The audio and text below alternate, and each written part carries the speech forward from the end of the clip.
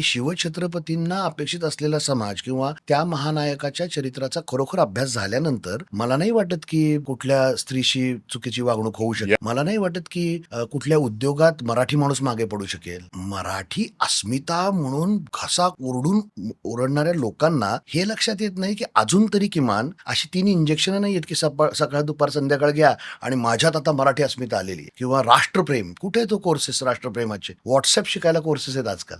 इतिहास हा एकमेव विषय आहे की जो ऍक्च्युली शिकवला जातोच यासाठी की त्याच्यामधून पुढे थोडा सिव्हिक सेन्स असलेली लोक तयार होत. म्हणजे छावा बघून आल्यानंतर पहिलं माझ्या डोक्यात आलेला विचार हा होता की यांचे वारसे चालवतोय पण मला सिग्नल मोडायची नाहीये. मी जर म्हणतो की हे माझा राजा आहे तर मला सिग्नल पण मोडायची अनुमती नाहीये. I have to be very responsible in my behaviour. हे sense of belonging towards nation, हा माझा देश आहे, सगळा केऑस, सगळा कचरा, सगळा घाण, सगळा भ्रष्टाचार, सगळ्या सकट हा माझा देश आहे आणि ह्याच्या बेटरमेंटसाठी मीच काहीतरी करायला पाहिजे, ही भावना निर्माण करण्याची क्षमता इतिहासात आहे.